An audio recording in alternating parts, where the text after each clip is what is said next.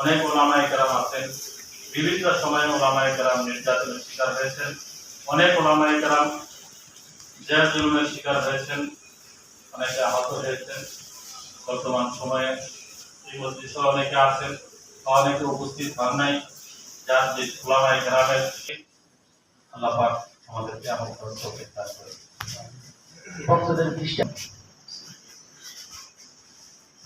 সম্মানিত সভাপতি মাননীয় জেলা প্রধান সাহেব, আমাদের হেফাজতের জীবন, শিশুদের জীবনের বিনিময়ে আল্লাহ কবুল করেছেন, শান্তির পরিবেশ আসছে। কিন্তু আমরা আগামী দিনগুলোর মধ্যে চেষ্টা করব, বিগত সরকারের সময় 16 বছরে যাহারা পরীক্ষায় ইমানি পরীক্ষায় ফেল করেছে, যারা অন্যের সাথে সম্পর্ক বজায় রেখে নিজেদের সুবিধাগুলো তালাশ করেছেন, এরকম লোকগুলা যেন হারামান কাহরমাতি ইয়াউমিকুম হাযা ফি বালাদিকুম হাযা ফি শাহরিকুম হাযা আলা ফালইউবাল্লিগিস শাহিদুল গায়ব ও কামা ক্বালা নবী সাল্লাল্লাহু আলাইহি ওয়াসাল্লাম। আজকের এই মত বিনিময় সভার সম্মানিত সভাপতি, জেলা হেফাজতের আমির সহ অন্যান্য সমস্ত ওলামায়ে কেরাম, আমি আল্লাহ রাসূল হযরত মুহাম্মদুর রাসূলুল্লাহ সাল্লাল্লাহু আলাইহি ওয়া আব্দুল্লাহ সাহেব মালা ফেরদৌস সাহেব, কিন্তু ওনাদের অন্যই ভূমিকায় আমরা জেলা মহোদয়ের সাথে বসতে পেরেছি এবং আমাদের মনের কথাগুলো বলবার সুযোগ পেয়েছি। আল্লাহ আমাদের জাযায়ে খান। আমি লম্বা কথা বলবো না, কয়েকটি কথা বলতে চাই। জেলা প্রশাসক মহোদয়, ওনার কাছে আমাদের পরামর্শ দেওয়ার কিছু নাই, উনি জ্ঞান গুণী, অনেক বিজ্ঞ, এবং যেই কয়েকজন ব্যক্তিদের দ্বারা চেষ্টা যেই সদস্যরা আপনাদেরকে দ্বারাই চলবে, অতএব পুলিশের এই নীতিনৈতিকতা, এগুলো তো এই নীতিনৈতিকতা দেশ চলতে পারে না। পুলিশকে মানুষ মনে করে এবং লাঠির বাহিনী সরকারি দলে এক দখলদার সরকার ছিল, আর তখন সরকার আসবে, এই দখলদারি ব্যক্তিদেরকে আমরা দেখতে চাই না, এই দখলদারি চর্চা আমরা দেখতে চাই না। আমরা সুশীল ভাবে জনগণ অধিকার চাই, এখানে কোনো ভেদাভেদ নাই। প্রমাণিত হয়েছে ওলামায়ে কেরাম যদি ক্ষমতা আসে বা ওলামায়ে কেরাম যদি রাষ্ট্র ক্ষমতা আসে, তাহলে এই দেশে হিন্দু থাকবে না, বৌদ্ধ থাকবে না, খ্রিস্টান থাকবে না। কিন্তু ওগুলো ভুল বুঝাবুঝি হয়েছে। আপনারা জগৎ বিশ্ব দেখেছে, আপনারাও দেখছেন, আপনারা পরে স্বীকার করেছেন। আর এর সাথে আমি একটু অ্যাড করতে চাই, হাটহাজারী মাদ্রাসা বাংলাদেশের সর্বশ্রেষ্ঠ বিদ্যাপীঠ, এই শতাব্দীর সাক্ষী। এই হাটহাজারী মাদ্রাসা যেখানে মসজিদটা মিম্বর মিনারা দাঁড়িয়ে আছে, এক বিশাল দূরে একটা মন্দির দাঁড়িয়ে আছে, যুগ যুগান্তর নয়, শতাব্দীর কাল থেকে দাঁড়িয়ে আছে। আর ওই হাটহাজারী মসজিদের পাশে এই মন্দির থাকাটাই প্রমাণ করে ওলামাদের ভিতরে সাম্প্রদায়িক নাই। কিন্তু আমাদেরকে সাম্প্রদায়িক তকমা লাগিয়া সারা বিশ্বে আমাদেরকে বক্তান্তর হয়েছে, পশ্চিমে আমাদের বক্তান্তর হয়েছে, আমাদের জঙ্গিবাদের তকমা লাগে আমাদের ছাত্রদেরকে গ্রেফতার করা হয়েছে, এখনো অনেক ছাত্র গ্রেফতার আছে।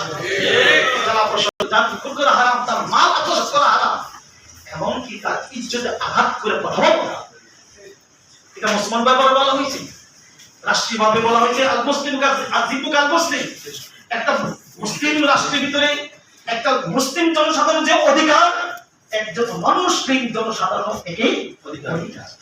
অনেক ইসলামের শাসক আইন যদি প্রতিষ্ঠা হয়, তাহলে এদেশে কোনো অশৃঙ্খলা শান্তি থাকতে পারে না।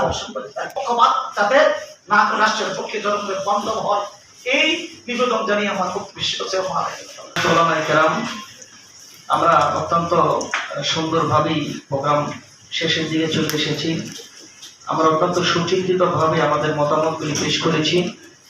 তো ডিসি মহোদয় সাহেবকে বলতে চাই, আপনি যদি প্রয়োজন মনে করেন যে আপনাদের থানাগুলিতে পুলিশ নেই, তাতে কি হয়েছে, দেশের মসজিদগুলি আছে, তো আপনার ইমাম সাহেবদেরকে কাজে লাগাতে পারেন, মুসল্লিদেরকে কাজে লাগাতে পারেন। আপনি বিশ্বাস করেন যে একজন ইমামকে তাদের মুসল্লিরা তাদের জীবনের চেয়ে বেশি মহব্বত করে ভালোবাসে। ওনারা যদি রাষ্ট্রের এই প্রয়োজনে যদি আপনার কোনো দিক নির্দেশনা থাকে, এটা যদি আপনি আমাদেরকে বলেন, তাহলে প্রত্যেকটি মসজিদ ভিত্তিক ইমাম সাহেবরা কাজ করার যথেষ্ট সুযোগ আছে। আপনি যদি আমাদেরকে বলেন, দেখেছেন যে রাষ্ট্রের এই ক্রান্তি লগ্নে ওলামায়ে কেরাম যেভাবে নিজের টাকা পয়সা খরচ করে সময় বের করে রাত জেগে পাহারা দিচ্ছি। আমরা আপনাদেরকে বলতে চাই, আপনাকে বলতে চাই, যদি আপনি প্রয়োজন মনে করেন রাষ্ট্রের যে কোনো প্রয়োজনে দেশের আলেম ওলামাদেরকে আপনি রাজপথে পাবেন এবং রাষ্ট্রের প্রয়োজনে পাবেন। এই পর্যায়ে আর সভাপতি বক্তব্য দেওয়ার জন্য বিনীতভাবে অনুরোধ জানাচ্ছি আমাদের সকলের মুরব্বী হেফাজত ইসলাম বাংলাদেশ কেন্দ্রীয় কমিটির নায়েবে আমির এবং নারায়ণগঞ্জ জেলা কমিটির সম্মানিত সংগ্রামী সভাপতি, ঐতিহ্যবাহী ডিআইটি মসজিদের সম্মানিত খতিব আল্লামা আব্দুল আওয়াল সাহেব দামাত বরকাতুহুল আলিয়া।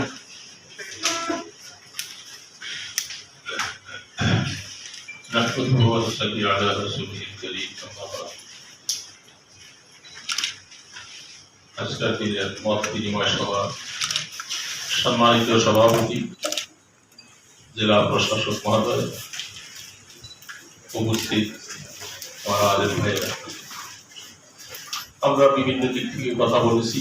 সর্বশেষ একটু কথা আমি আপনাদের সামনে আলোচ করছি।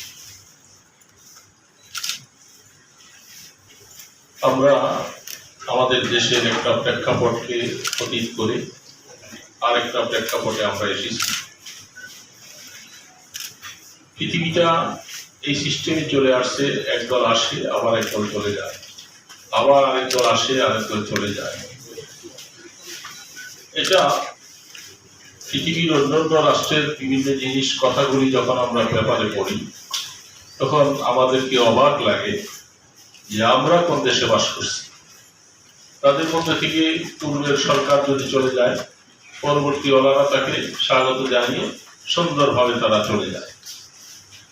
আর আমাদের দেশের অবস্থাটা এক সরকার চলে যাওয়ার পরে আরেক সরকার যখন আসে, সে চিন্তা করতে থাকে কি করে আগের সরকারের লোকগুলাকে নিপীড়ন করা যায়, তাদেরকে কিভাবে হেনস্থ করা যায়, তাদেরকে কি করে মারা যায়, বিভিন্ন প্রক্রিয়া। ঠিক আবার এরা যখন কখনো চলে যায়, ওই আগের ওয়ালারা আবার এসে তারাও সেই কার্যক্রমের মধ্যে লিপ্ত থাকে। রাজনীতি সরকারে আসবে কি আসবে না সেটার কোনো হিসাব নেই। এখন থেকেই তার কিছু লোকেরা চেলা চামুন্ডরা চাঁদাবাজি শুরু করেছে। এই সমস্ত অবস্থাগুলি চলতে থাকলে আমাদের মধ্যে শান্তি আসবে না। আর যেহেতু আমাদেরকে যতই নিম্বরে বসে আমরা ওয়াজ করি, ওয়াজ শুননেওয়ালা মানুষের সংখ্যা তত বেশি না। মুষ্টিময় কিছু মানুষ, বিশাল একটা অঙ্ক বাহিনী যারা থাকে, তারা আমাদের ওয়াজও শোনে না এবং ওয়াজ তাদেরকে কর্ণকুহরও যায় না। তাদের স্বভাব চরিত্র যেটা দুষ্টামি করা, চুরি, হাহাকার, রাহাজানি ইত্যাদি করা, এই অভ্যাসে তারা লিপ্ত। এই জন্য এই সমস্ত লোকগুলাকে ওয়াজের মাধ্যমে ঠিক না করে তাদেরকে দাঙ্গার মাধ্যমে ঠিক করতে হবে। সেই দাঙ্গাটাও আপনাদের হাতে। এই জন্য সেখানে অনেক ক্ষেত্রে আপনি তাদেরকে মায়া দেখাইয়া কাজ করবেন, সেখানে কাজ করা যাবে। যারা কথা শুনবে না, যারা সমাজে অশান্তি সৃষ্টি করবে, তাদেরকে আইনের আওতায় নিয়ে এসে তাদেরকে উপযুক্ত শাস্তি দেওয়া দরকার। তা না হলে সমাজ সুন্দর হবে না। এবং আমরা আলিম ওলামারা যদি আমরা বলছি আমাদের কাছে অস্ত্র নেই, আমাদের কাছে কোন রকমের শাসন ভাগ নেই, আমাদের কাছে শুধু আছে মুখ খুলে দুইটা কথা বলা। আমরা এটুকু পর্যন্ত বলতে পারি, আমাদের সামনে বসে হা হা বলে যায়, পিছন দিয়ে তারা সন্ত্রাসী শুরু করে দেয়, যেগুলি আমরা অনেক সময় চোখে দেখেও বলতে পারছি।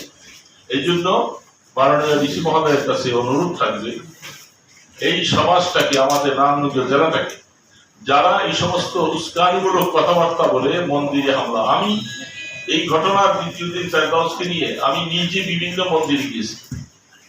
মন্দিরওয়ালাদেরকে সামনে নিয়ে আমরা তাদের সাথে আশ্বস্ত করেছি, অভয় দিয়েছি যে কোনো অশান্তি কিছু দেখলে আমাদেরকে আপনারা জানাবেন। এখানে বসেছি, দয়া করে মজলিসকে তুমি কবুল করে দাও আল্লাহ। বিশেষ করে আমাদের সারা দেশে তুমি শান্তি ফায়সালা করে দাও, যত রকমের অশান্তি আছে তুমি দূর করে দাও আল্লাহ। তুমি সবকিছু পারো আল্লাহ, তোমার হাতে সব ক্ষমতা আছে, তুমি শান্তি ফায়সালা করে দাও। যারা না বুঝে এখন উশৃঙ্খলতা করতেছে আল্লাহ, তাদেরকে হেদায়েত দিয়ে দাও আল্লাহ। সংখ্যালঘু যারা আছে তারা যেন কারো কান কথা না শুনে, গুজব না ছড়াই সমাজটাকে সুন্দর করার জন্য চেষ্টা করতে পারে, তাদেরকে তৌফিক দান করো। আমাদের মাননীয় জেলা মহোদয় সহ আইন শৃঙ্খলা বাহিনীর মাননীয় এসপি সাহেব সহ যারা আছেন সকলকে তুমি সৎ সাহস দান করো। এই শহরকে সুন্দরভাবে নিয়ন্ত্রণ করার মতো যত প্রযুক্তি আছে তাদের মাথায় তুমি ঢেলে দাও, তাদেরকে তুমি সব হিম্মত নসিব করে দাও। আল্লাহ দয়া করে আমাদের দোয়াগুলোকে কবুল ফরমাও। সাল্লাল্লাহু তাআলা আলা খায়রি খালকিহি মুহাম্মাদ ওয়া আলা আলিহি ওয়া আসহাবিহি আজমাইন বিরহমাতিকা ইয়া আরহাম।